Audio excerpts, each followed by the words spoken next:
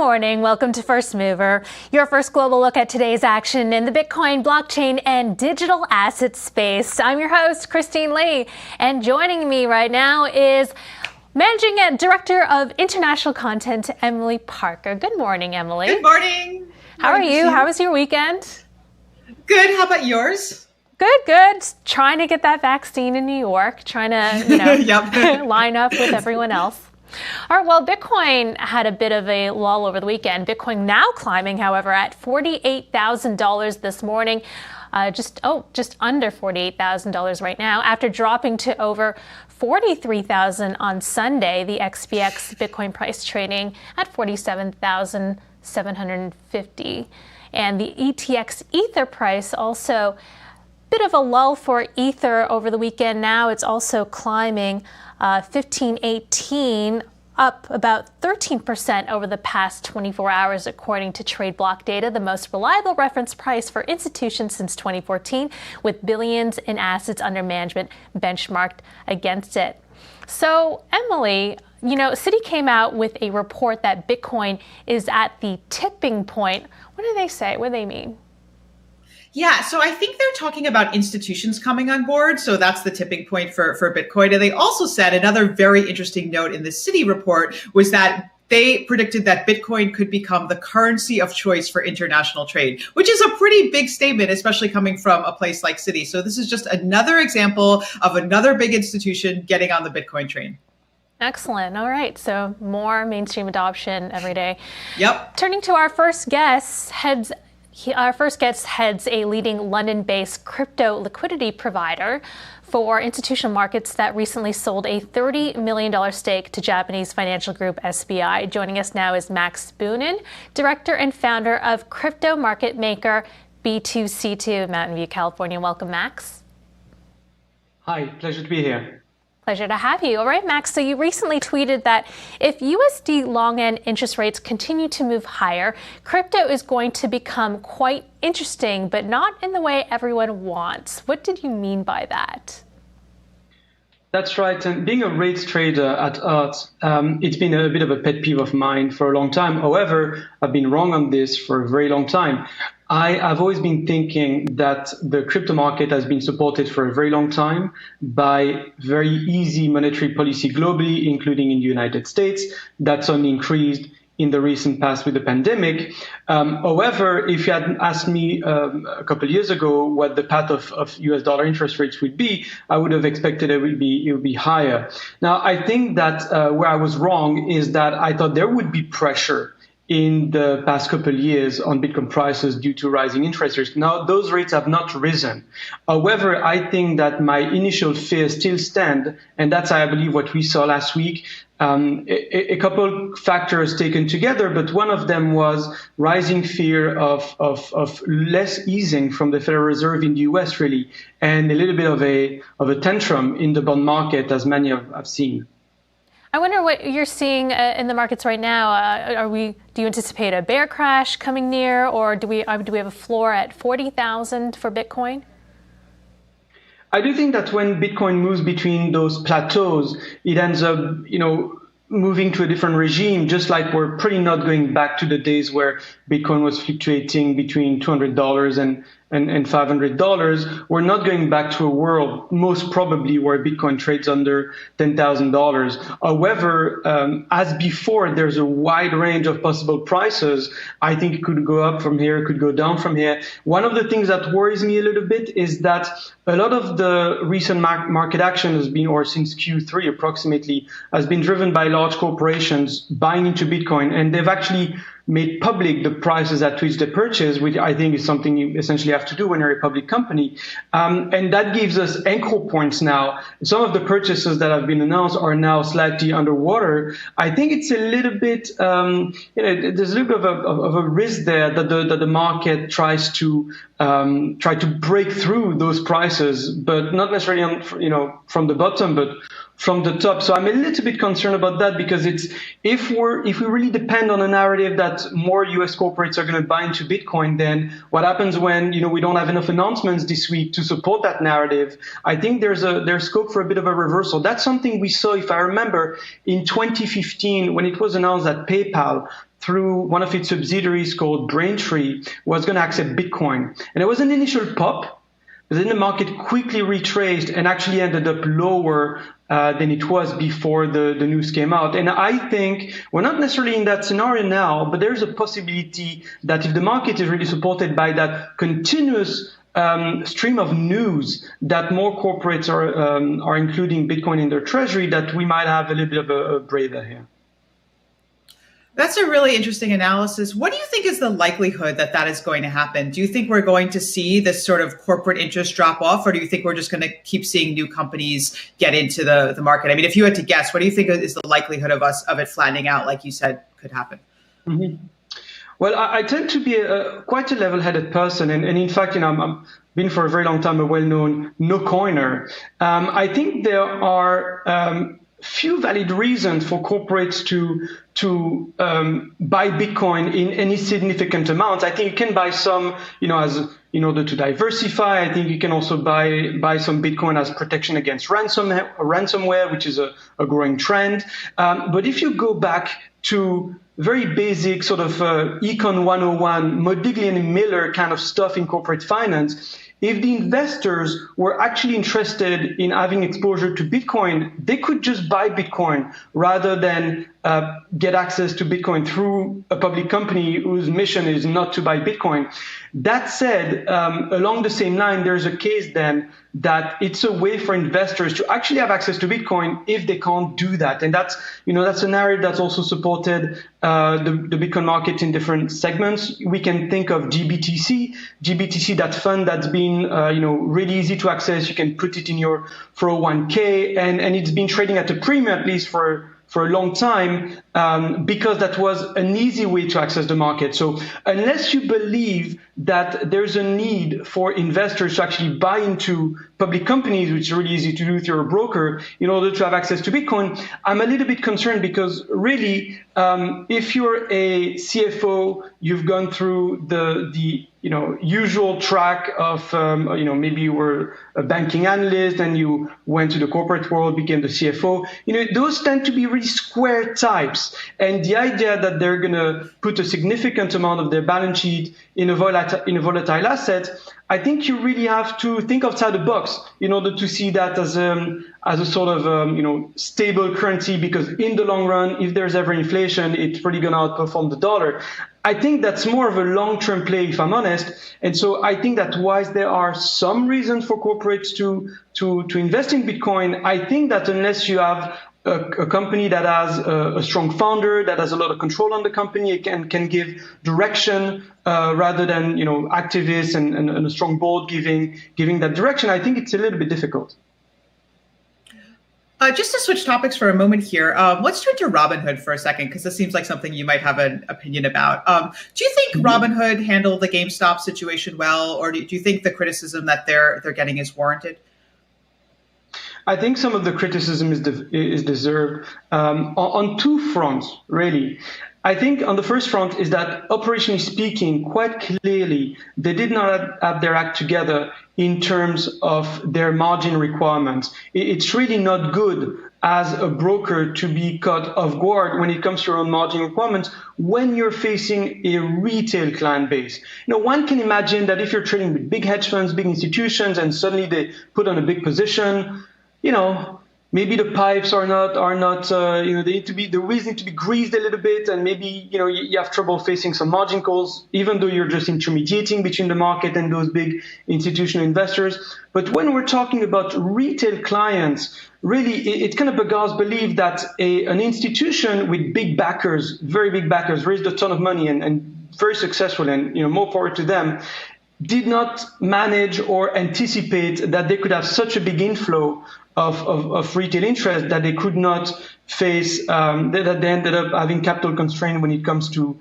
collateralizing clearinghouses. I think that's not very good from an operational standpoint, but nobody's perfect. I'm sure they're learning from that process. And certainly something that is quite impressive is that they managed to turn around, go to their investors, and raise a couple $1 billion essentially within a day or two. I think that's quite amazing, to be honest.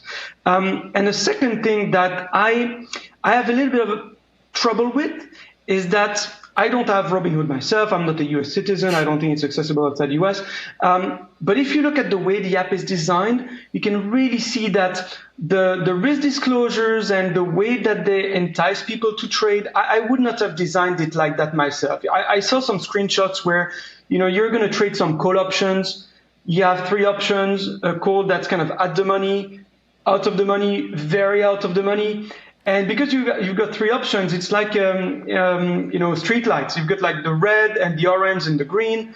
But the idea that an at the money call option itself would be a low risk investment just because you've got even riskier alternative, I don't really like that. And maybe that I'm coming more from a culture that really puts suitability at the center of the client onboarding process. Maybe that's why, but I just think that some of those products are not necessarily suitable if you just do that, very little effort of investor education. So that's something I have a little bit of Max, a problem just with. one last question. You had to delist, or B2C2 had to delist XRP, but in Japan, SBI, your partner, doesn't view it as a security, and they're your partners. So how does that work? And just briefly, you mentioned you're a no coiner. Maybe you could just briefly explain why you're a no coiner. Well, I'm a little bit like Arthur Hayes from BitMEX in that regard. Arthur is also a no coiner, or at least he was in the past. The idea is that we both run pretty big crypto companies, and his company is certainly bigger than mine, that's for sure. But we're quite exposed to the price of Bitcoin just naturally. It's just a fact of life that even though my company as a liquidity provider, as a market maker, is not exposed to the day-to-day movements of the crypto market, but it's just in the long run, I know that at $50,000 per coin, my company is doing tremendously well. If we went back to $2,000 a coin, volume would be lower, and as an intermediary, life wouldn't be as great. So I think that that's the approach of people like that, like us. That's how we look at our sum total of exposure in our life. It's like, well, do I really want to buy Bitcoin when really, if Bitcoin doubles from here, my company goes up 5x in value? We're already kind of long Bitcoin structurally in that respect. But obviously, our opinions can change, and maybe if we start seeing a little bit of inflation in global markets, we're going to rethink our initial stance. And now to answer your second question regarding XRP. Well, I want to clarify that we didn't delist XRP in the sense that an exchange would delist XRP. We're not an exchange, so we don't really have a listing. It's really, what assets do we provide liquidity in, and under what format? And I want to clarify that we do provide markets in XRP, but not to all clients, not in all forms. So for instance, we're, as far as I know, the only regulated crypto market maker in Europe. And so we are able to offer derivatives that have XRP as the underlier, and that's still fine, because if you think that XRP is a security, well, guess what? If you've got the license to trade securities, then you can still trade it, at least in the perimeter that's defined by your license. So I want to clarify that we're not completely outside of the XRP market. Now we just had to reassess and get legal counsel in terms of what we were able to do following the news with the SEC. More regulatory clarity. All right. Thank you so much, Max, for joining us this morning. Thank you. You're most welcome. Thanks and goodbye. All right, that was B2C2 director and founder Max Boonin in London. Coming up, more crypto markets analysis with the CEO of crypto trading platform FalconX.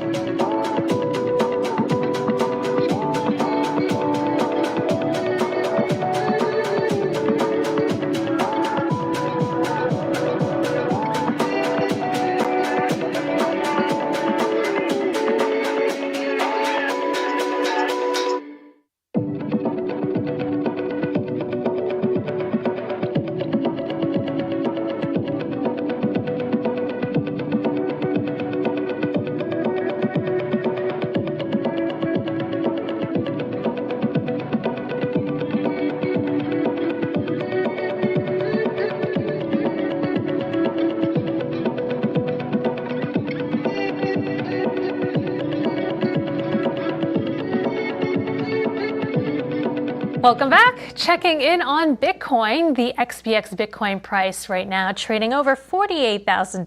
Bitcoin is up about 9% over the past 24 hours. And the ETX Ether price also trading right now at 1526.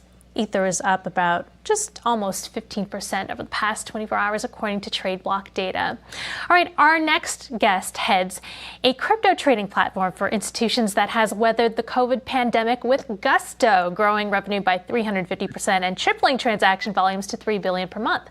Joining us now to discuss the crypto markets and more is Falcon X CEO Raghu Yarlagadda in Mountain View, California. Welcome, Raghu. Oh, thanks so much for having me, guys. Pleasure to be here. Yeah, great to have you here. All right, so you've seen growing demand since COVID. You deal with institutions.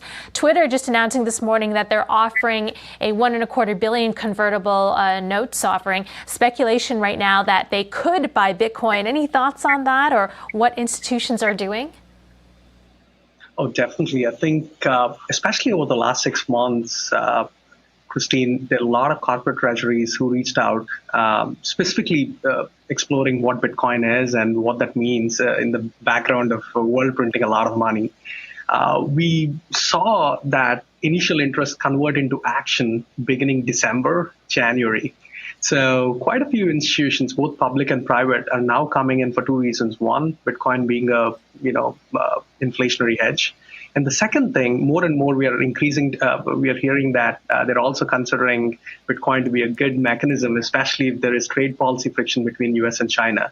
So within that context, Elon tweeting and Tesla coming in, that was a huge validation. After that, we've seen a flurry of institutions coming again. If Elon is thinking about it, what are we missing here? So yeah, it's exciting to hear that Twitter is considering again to re-up their position.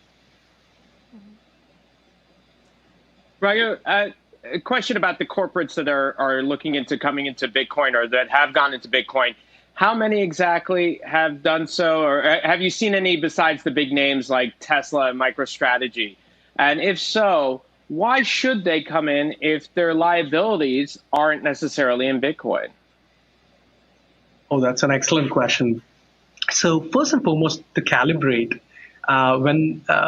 when we hear corporate treasuries coming in and when they're actually working with us, we see a small exposure. The 1% to 2% is usually the norm, not the 8% that Tesla announced. From that standpoint, I think they're dipping their toes, playing in the waters, preparing for the macro scenario over the next 2 to 3 years. The second thing is, yes, I mean, definitely we are seeing a lot more public companies than what are announced. Either in the process of understanding how to basically complete a transaction or have completed a transaction from December. Approximately, I mean, we worked with 7 or 8 public companies in January, this year, public and private companies. And in February, we are already at the mark of, we completed again 7 or 8 again in February as well. So you had some interesting comments about the U.S.-China trade war and how it could potentially be a hedge, or how Bitcoin could be a hedge against that. Can you just break that down for us? And also, does the data really bear that out? Because I actually looked at this, and it's always very hard to see causation, but I haven't actually seen data showing that people were using Bitcoin as a hedge against the U.S.-China trade conflict. But then again, it's always hard to tell like what is driving Bitcoin prices. So I was just wondering if you've seen data support that thesis.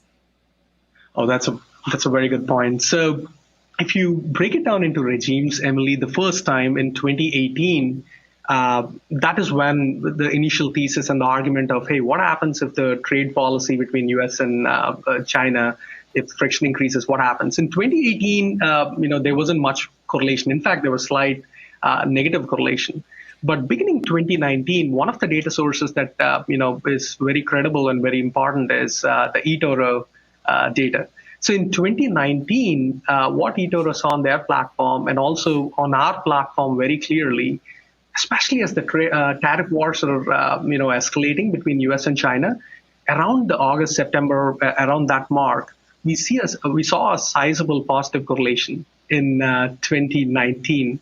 Now, in 2020, we haven't seen a lot of that. We definitely saw some positive correlation towards the earlier part, but not a whole lot of it. But in 2021, a lot of institutions, whether it's the hedge funds, prop shops, or the corporate treasuries, now that became a very interesting and an important part of the conversation again.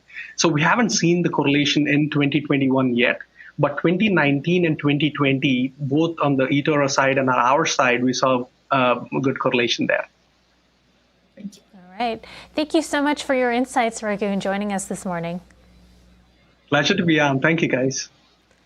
All right, that was Raghu Yarlagadda, CEO of crypto trading platform FalconX. Coming up, the first central bank digital currency transaction on the Caribbean island of Grenada. And checking in with CoinDesk Global Policy and Regulation Managing Editor, Nick Day.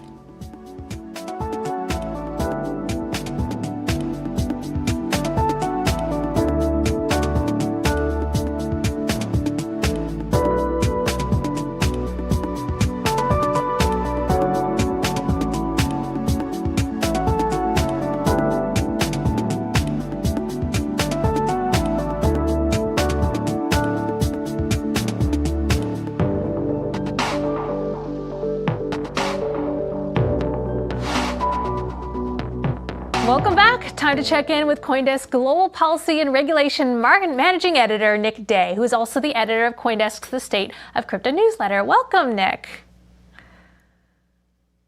All right, Nick, give us the skinny on what is happening this week on the regulation front.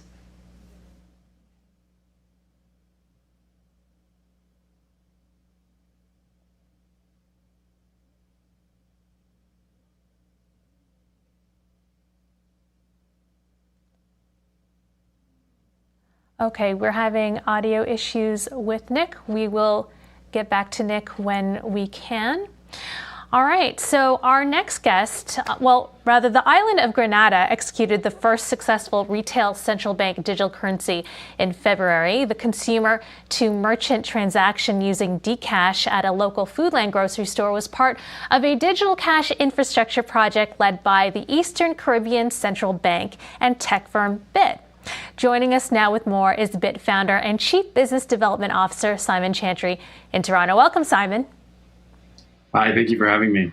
All right, great to have you here. All right, congratulations. This was a 7-year effort on your part. So what is the significance of this transaction that happened? What stage is the digital currency project in, and when will it launch across the Eastern Caribbean? Yeah, thank you. So as you mentioned, it's been quite some time. We've taken quite a bit of time to get to where we are today. Bit actually started as a Bitcoin exchange back in 2014, but we were all sort of blockchain enthusiasts and understood the power of the technology and thought that digitizing national currency was sort of an inevitable path that this technology would take. So we initially signed with the Eastern Caribbean Central Bank. We started our discussions with them in 2017, and we've been working on this project with them for about 2 years now. We've onboarded the central bankers, we've onboarded a lot of the financial institutions, and quite a few merchants. So now we're turning our gaze to retail users and moving towards a full go-to-market strategy and rolling out Dcash with the Eastern Caribbean Central Bank. What it means for the region, payment systems throughout the Eastern Caribbean Currency Union are not as efficient as we might see here in North America. For example, I'm in Toronto. And so you have a lot of difficulty executing payments between institutions and throughout the islands. There's actually 8 islands in the Eastern Caribbean Currency Union. So we're looking to basically make payments cross-institution and cross-island much easier for the entire region, and of course, cost-effective as well. So we're looking to increase digital payments, reduce check payments, and sort of the cost of distributing cash throughout the islands, bring more efficiency to merchant transactions specifically. In some parts of the world, and particularly the Caribbean, you find that the cost of operating a point-of-sale terminal, like a typical credit card terminal, is actually prohibitive for quite a few merchants, especially sort of single proprietor merchants. So we're super excited to have, a purely app-based payment system being rolled out in the currency union, so that we can bring about more financial inclusion amongst these smaller merchants, and then also make all types of payments just much more efficient. I wonder, Simon, are the people in the Eastern Caribbean receptive to working with this kind of technology for transactions? And what would happen, say, a hurricane came into the area and all the lights went out? Yeah, it's a great question. The adoption in the region, I think, I sort of liken it to video calling. At the start, it's just the younger generation that onboards and tests it out, and then all of a sudden you can't get your parents to stop video calling you. So I think technology adoption will happen with the younger generations first, and then we sort of see it spread throughout. But certainly we've seen an embrace, and people are excited about the fact that they will have sort of a more interoperable payment system. Again, I noted before that cross-institution and cross-island transactions are incredibly difficult, even though you're dealing in the same currency. And so we're looking to make that more efficient. As far as disaster recovery goes, it's an excellent point. And I think any digital currency solution needs to have offline capability as well. And so we've explored that in a number of ways. We have smart cards can be integrated. That won't be rolled out yet, but smart cards can be integrated. That could interoperate sort of with traditional payment systems. But as well, BIT has its own proprietary offline transaction sort of module that we're currently in testing, and we're looking to add to the digital currency management system stack, hopefully later this year. So let's just talk a bit about the ripple effects of this. Like, what do you think this will lead to greater interest in other cryptocurrencies like Bitcoin or maybe even stable coins? And also, do you think this will just kind of eventually eliminate cash? Like, is this the end of cash? Hard to say. I think cash plays a really important role in society, and so I don't see it necessarily eliminating cash. I think it could probably eliminate checks more than anything. I've always thought, though, I come from crypto basically, and I've always thought that having a digitized currency with sort of similar rails to crypto would obviously offer much better on-ramp and off-ramp experience for the end user, and it's probably easier to operate for even the likes of your previous guests, your market makers and whatnot. So I'm definitely optimistic about this effort bringing about more awareness of digital currencies and certainly sort of greasing the on and off roads for citizens in the region to embrace digital currencies. Now, I'm unaware of any efforts right now to do that in the Eastern Caribbean Currency Union, but I do know that Governor Antoine is he's very, very well informed as to how technology is progressing, and so I'm certain that he would make the right decision for his the citizens throughout the ECCU. As far as stablecoins go, yeah, this is another big one for us because we've recently been testing integration with different US dollar stablecoins with our digital currency management system. After the OCC ruling, it sort of made sense to say, okay, is this a new payment rail that's going to be accessible worldwide? And how are US dollar stablecoins now going to interact with central bank digital currency? So I see it as all sort of the same movement towards the establishment and the uptick in use of modern digital currency rails. Hi, Simon. When it comes to central bank digital currencies, what's going on with privacy issues? How is privacy maintained and people's rights upheld? Yeah, that's an excellent question. And it's certainly one that keeps me up at night, because if we're designing these systems and we want to make sure that they don't get used in any nefarious way. Currently, these systems follow traditional AML compliance structures. So, for example, the central bank cannot see the identity of any retail users or merchants that are transacting on the network.